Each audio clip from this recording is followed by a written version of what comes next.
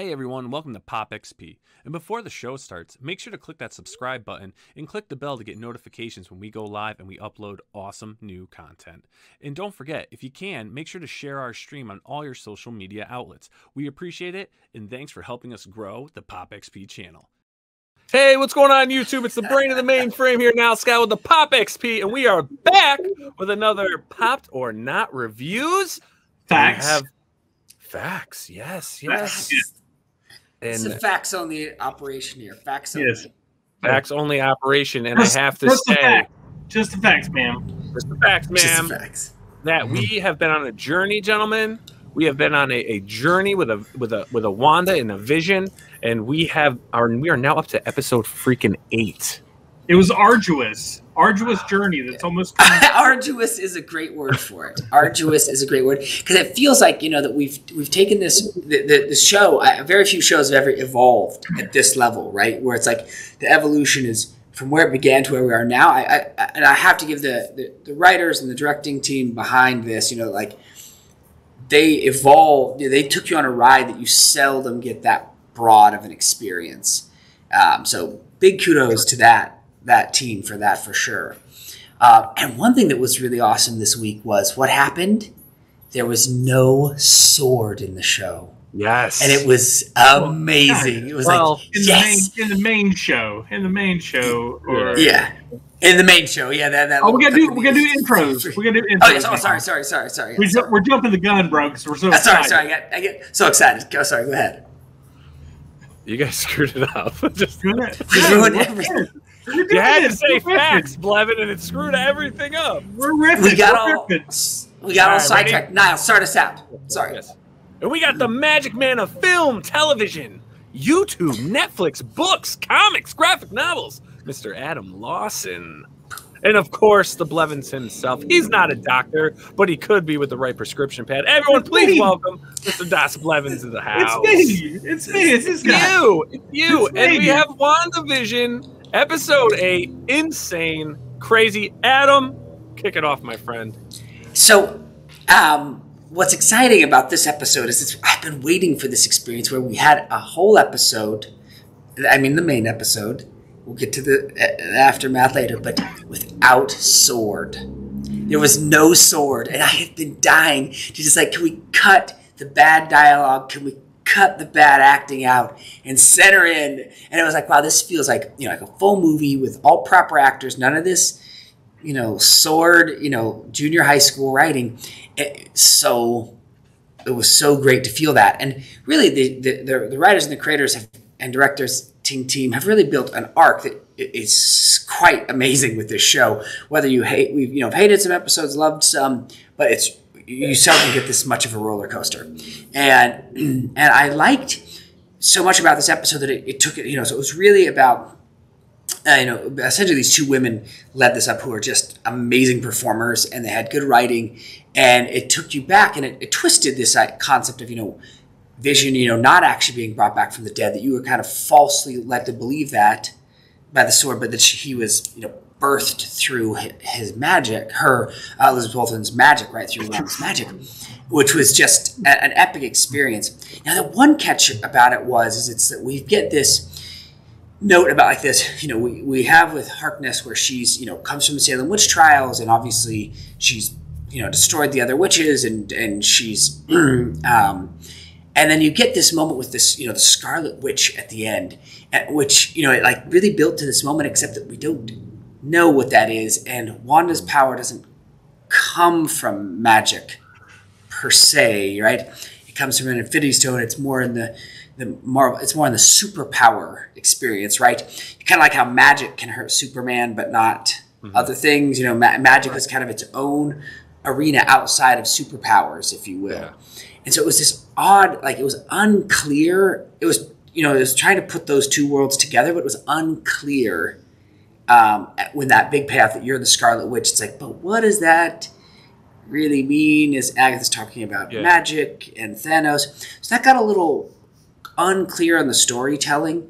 But it was really nice to be without Sword for an episode. Yeah. I mean, it was kind of, I think though, they kind of tell you basically like she is a witch, but she was like enhanced. So that does bring up that question though. Like, well, then what is the Scarlet Witch? Because it's not like a natural progression of the witchhood or whatever you call it. Right. Like in your coven rankings, right? Did you go up to that? Because they didn't set that up, right? No, they didn't set that up, but she's just like, you're the Scarlet Witch. And it's like, but it was like altered. So we obviously know she was a witch to begin with. She probably had some type of abilities she was capable of, and that's how the stone worked with her and enhanced her abilities and gave her the power that she has. But I mean, talk about, and I mean, Blevins did it well as you were talking, gesturing the mind blown, brain splatter. I mean, some things that were just uncovered in this episode. Yeah, wipe off that monitor, man. Wipe off that monitor. I mean, the whole telling of everything that's going on. I mean, like you said, like, oh, they weren't brought back to they weren't, taken from the grave. She basically rebirthed them all in this world, but we're still on that fence, right, guys? What happens when the dome is gone? Do they? This kind of goes back to what Blevins was saying last episode. Is that it? Do they go away? You're right. Is this all her imagination? Yeah, one of the craziest things that I didn't even realize until the line, by Agatha Harkness, you're the Scarlet Witch, which, in itself now has become its own fable, like its own title. Right. You know what I'm saying? Whereas, we've been taking Scarlet Witch for granted this whole time, just, being comic book fans. Like, we know that's the Scarlet Witch. But, man, I went back and watched, like, Civil War, all the way through. Man, they never call her the Scarlet Witch. No. I never picked up on that. Like, they just say, hey, it's the witch, go get the witch or something like that. But they never, ever call her the Scarlet Witch. And I did not realize that until that very moment, which, it's always great when you can learn something from the stuff that you already thought that you knew everything about, beforehand. And, again, the like going through all this, like we knew that,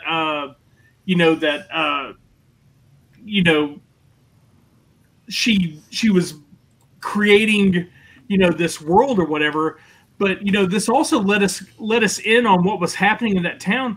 And like, there again, the narrative is that, she's holding all these people hostage, like against her will. Man, like things weren't going very great for them before, before she showed. No. Which also adds a whole new spin on it. And of course, the Vision reveal, which was just mind blowing. And I was like, man, well, I'm not even talking about that one, because that one was, again, like that was the next level. That was the next level Trump, and a huge payoff to everyone who's a comic book fan of the Avengers and Vision. When you see the when you see the all white Vision, I mean, like that's the Captain America and the Avengers video game Vision. Like, I mean, it's pretty amazing. The Vision that everyone has grown up with until he hit the the green and red or whatever, But no, I'm just talking about the creation of the Vision was amazing. I mean, like it literally this whole time, every single episode that we've dissected, everything that we've gone through, even watching the other videos where people that are way smarter than us dissect these episodes, like none of them had this coming. None of this. And again, we're finding out all these things that we thought were big deals weren't big deals. And the narrative that we were led to believe isn't the narrative. And even the narrative that we thought that maybe might not be the narrative we needed to believe wasn't the narrative that we needed to believe, Yeah. And, the carrot they've been dangling has been a stick of celery this whole time. Yeah, I mean, dude. And the fact that, they showed everything except, the kids, which, all of us were there for, all of us were there for the birth of the kids. I'm kind of wondering how that's going to hit. But yeah, man, absolutely. I mean, I love Catherine Hahn. I love Elizabeth Olsen. Like, them two together were great. The visual of her floating in the air with the kids on reins I thought was a little campy, and her in the the studio audience. I thought that stuff was kind of campy, the behind the scenes stuff. But I don't know. Like I thought it was a great, amazing episode, and I don't know how they're going to trump it. I don't know how it's going to get better from here. But I know it is. Yeah, I think now the next question that remains, right, is what becomes a vision, right? Because it's clear who Wanda is, or as clear as like, hey, you're a witch, but then we enhanced it with an infinity gem weirdness thing that somehow fits into this coven thing we haven't explained to you, but should mean something. Can be, and I'm assuming we'll get a little bit more detail on that, right? That this Scarlet Witch is the name, it's like kind of like a prophet in a religion, right? Like it's a higher calling, if you will. But what is Vision's story? Then what does he become, right? Is the next question. Because what you really hope happens is that Sword somehow stays in Westview and dies there, and then Vision is able to make this dream, so to speak, become a reality, right? Like I think that's the next step: is can this thing that they've created come to life outside of Westview? I think that's the big question, right? Will what she created be the soul that his android body was missing from the Soul Stone? Like the piece of her that she gave that created the other part. Will that be the soul that brings color, like literally brings color back to the White Vision, And that could be his rebirth into physical form, because they've rebuilt him. They've rebuilt the robot of him, but they haven't rebuilt the spirit of him. No. Where she has rebuilt the spirit of him. And are they going to merge, or is he a physical being? Is he a physical being that actually needs to take down the White Vision? Well, imagine this. I mean, we saw the progression from black and white to full color high definition, in the show. And then here it is. We have the Vision who's white, who has no color associated with him, which is kind of weird too, because when they saw him in the Sword, laboratory, like he definitely was. I mean, he definitely had color to him when he was dead. Correct. So it's like, why? Where did all the color go? Yeah, man. It's there's a lot of questions, but man, I just cannot wait. And I'm hoping that Evan Peters is really the Evan Peters from Fox. I don't know. I'm hoping that she pulled it out of the multiverse stuff, because man, it's so weird. It's one thing. And one thing that's happened, I think, with Kevin Feige, who's put together this whole thing, is he's essentially, he's tried to build a seamless reality between television and their feature films, right? So that they're all one cohesive motion picture universe, right? Which is an unbelievably impressive feat, and only at a company where you can spend literally $25 million an episode for a TV show, which is, on cable, that would be the season budget they spent in one episode, right? And so, which is really a remarkable feat. But I think that I'm a little worried about is in this process of bringing these things together, that they're going to have broken pieces that get stuck in there, like Kat Dennings, which are not funny and they're not cool characters, but then we're stuck with them and they're going to become baked into the universe, right? And so now, come hell or high water, we're going to be living with that character throughout the journey, right? And these choices that they're baking now are going to echo into movies, right? And theme park rides and everything else that happens. So that's my only concern, is I see decisions being made with some of the parts that aren't as exciting, that you're like, shoot, we're just going to be stuck with that for movies and TV shows, and they'll appeal in other people's TV shows, right? Because the Loki cast is going to somehow have cross-section with this and so on and so forth, that it becomes this sprawling ensemble, which has never really been done in television or film. That is for certain. And it's never been accomplished. And I think this is obviously the team to do it. So that's an exciting thought. But I think the thing that concerns me is when things like this, with you were a witch, but then there was the Infinity Gem thing, and then that made you different? You know, where it gets like vagaries about it. It's them trying to like push things together. Like, you know, why did we have to have that odd resonance of things, right? That then somehow that makes her a Scarlet Witch, which is a what?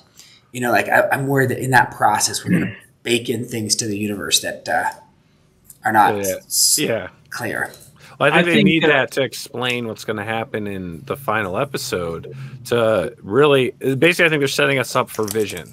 Is he coming back or is he not? But one thing I know, let me ask you guys, because I mean, this episode, you know, this is the cusp before the end. They start answering a lot of questions when we find out really why the different decades of TV shows went through. Was it something you're like, oh, aha, or are you kind of like, oh, all right, like a little disappointed on the thought process there, or did you think it was a good explanation? Yeah, I didn't think it was that disappointing. I mean, like, you know, like you look at during the time where they had nothing, like that was everything to them.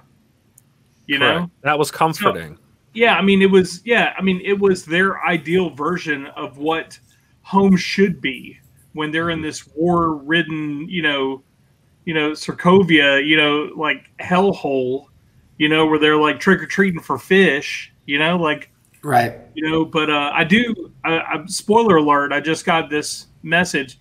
So the end credit scene for the final episode is Kat Dennings is still at that red light. Just waiting. She's still there.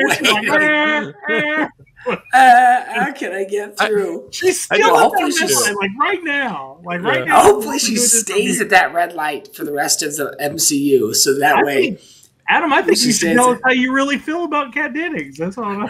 I mean, I'm sure she's a wonderful woman. I don't think it's just like in this show, it's just like we have this just odd bit of terrible campiness just being thrown in. But one thing that I feel about this, though, one thing about Agatha, though, that I struggle with a little bit is the way they inserted her into the story, right? So all along, if you're talking about Scarlet Witch, she built this whole universe called Westview. How did Agatha, you know, who was there from frame one, right? Mm-hmm. Was she just coincidentally living in Westview? Yeah, they never addressed that. Well, they kind of do. Like, she said it was basically like when she. So what we've really see here is we're watching someone's mourning process, right? She's mourning the death of the love of her life. She's mourning everything. So what she has done is, I think, I don't think this was really her intention. She went to the spot where Vision was like, we're going to be a family. She went to the town where they were going to plant their roots with the deed. She had the deed in their hand. And out of nowhere, all of a sudden it takes her over. And it's almost like subconsciously her body can't deal with the mourning and has now created this protective shell. But as we're going through each episode, we're seeing this mourning process of what she's doing and setting all that up. So I think what happened is when that was established, it was like a beacon, because she's like, I felt your power. And she came and she broke in to the Thunderdome and set up roots there and basically got into her head to see what was going on and masked herself and then played this role. So she came in fully knowing what was going on to figure out how she did this. How did you do this? No, I mean, that was clear, right? That was clear, right? That Agatha was saying, like, how I wanted to know how you did this, right? Correct. And you can see how she has the layer underneath, and so she kind of hid in Wanda's subconscious or whatnot. But what I mean is, since she was there from frame one, it's just like, it's the assumption that she would have come in like the, like, you know what I mean? Like, she would have had to, essentially, she built that universe in a second, right? She just screamed it out. And then in that second, Agatha showed up and hid in it real quick. Yeah. Well, she could have, you know what I mean? Power immediately. Yeah. So, and maybe that's it. Yeah. So maybe it's like a psychic connection. All of a sudden, Agatha's, planting her dying carrots in her witch's garden, and all of a sudden she feels that power and just teleports to it or something. We don't know that, right? We don't know. Yeah. But we do know it wasn't a beacon to her, and she came. Yeah, that's true. That whole story, the whole, the Salem witch trials, burning at the stake, like, the mom, taking the power from everybody, and draining them of their life force. All of that was, it was pretty hardcore, and all the things that she did with going through all the different stories and going throughout, the Wanda, this is your life, moments, it doesn't equate to the campy intro of it was Agatha all along. You know what I'm saying? Like it's not the same. It's not the same intensity. No. You know what I'm saying? Mm-hmm. Like, oh, and I killed Skippy too. And it's like, all right, well, like that's the fun, jovial, whatever campy version. Like there's some real depth and like magic and power behind it. So, why is this campy? And I mean, is there a television Nick at Night, background of Agatha, to where she was able to, create this underground layer in Wanda's world. I still think the book is the Darkhold, but again, like it could just be a book. I don't know. Like they focused on it way too long. I thought the phone call to the engineer was going to be something big, and it was nothing. So there's no telling if any of this stuff is going to be, is going to be paid off at all. But who knows? Like maybe the book might be the end credit scene or something. I don't know. Yeah.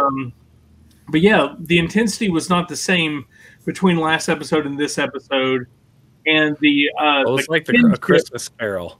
Yeah. It was like a Christmas Carol, and she's going through her past. Yeah, and that's a good way to say. This is some Charles Dickens stuff. There's some Charles Dickens shit. Yeah, the kinship between them throughout all the different history of Wanda also played a different dynamic than their battle dynamic at the end of the episode. Like, I mean, that was a different aggression, if you will. Correct. Yeah. Again, I thought it was, when I watched it the first time, I was like, man, this isn't really that good of an episode. But after I watched it the second time, I was like, oh, well, this episode is absolute genius.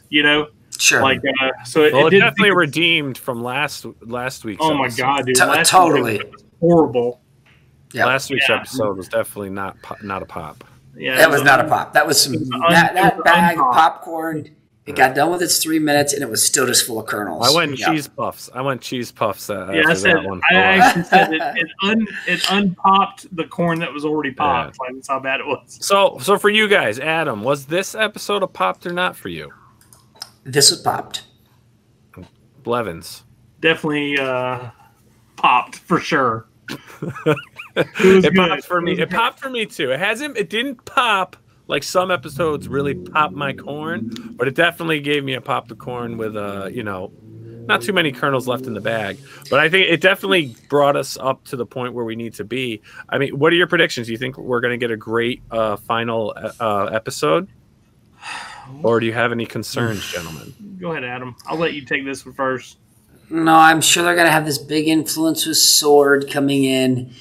And there's going to be this episode where we like try and add a bunch of this sort of really campy, low stakes Sword involvement. Guys with guns trying to take out people who can, build entire cities with a thought. Sort of vibe. That's my worry about it. But I'm sure that will happen.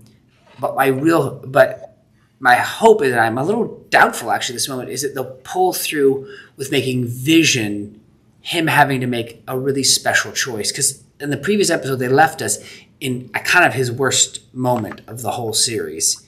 And then he disappeared for a whole episode. So I don't know that they're going to pull it off and have Vision make a sacrifice. I'm a little worried it's going to become, we're going to lose that to employ more campy Sword stuff.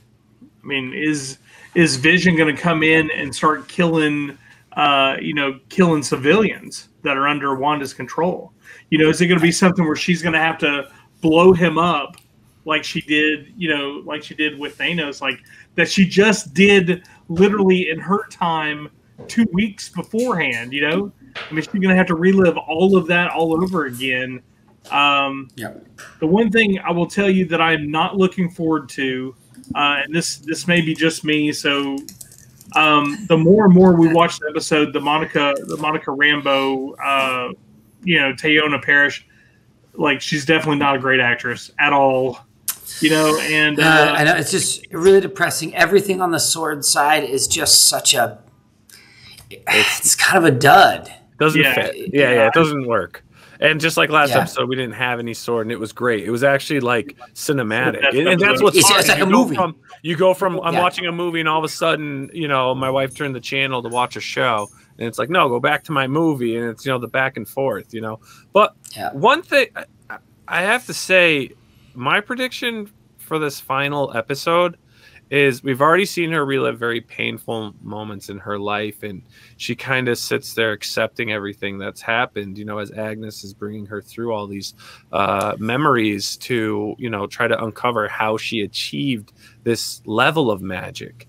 That I'm wondering if this episode will be dynamic. I think it will have a lot of action, but I don't think we're gonna have a happy ending. I think we're going to experience the final phase of mourning, which is acceptance. And I think the whole story of Vision will be dead. Yeah, I think the whole story of the series is that there is no happy ending.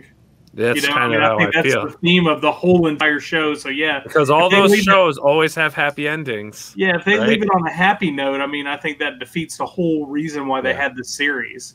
Yeah. I mean, it defeats their whole reasoning for telling the story.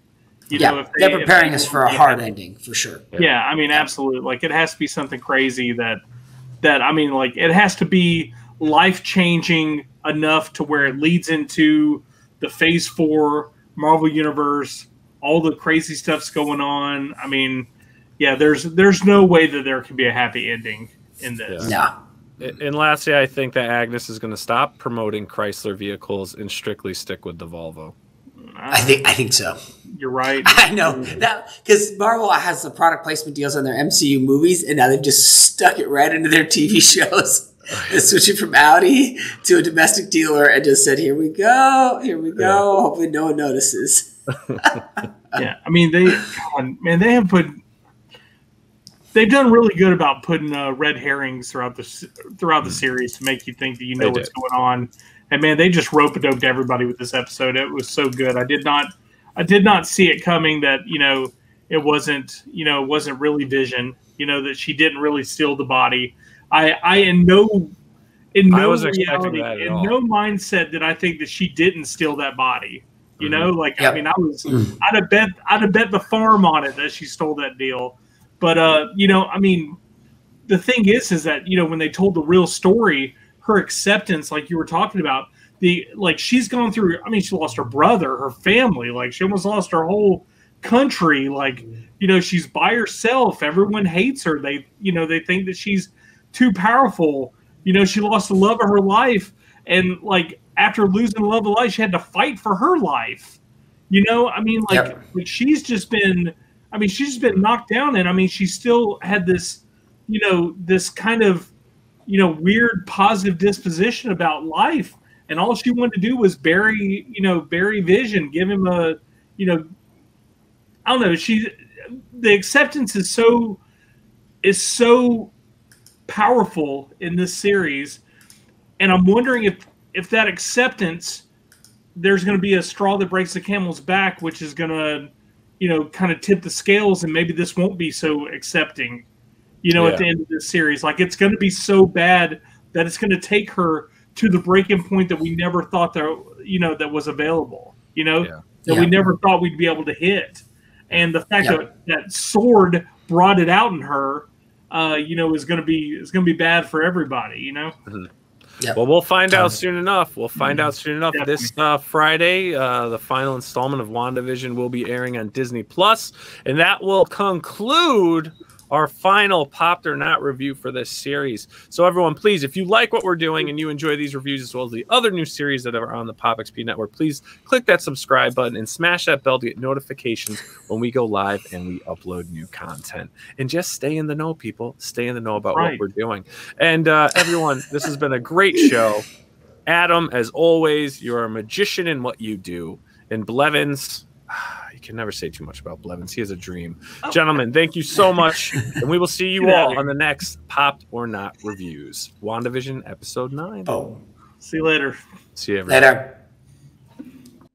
Hey everyone, thank you for joining us on POPXP. If you haven't already, make sure to click that subscribe button and also click the bell for notifications when we go live and we upload some awesome new content.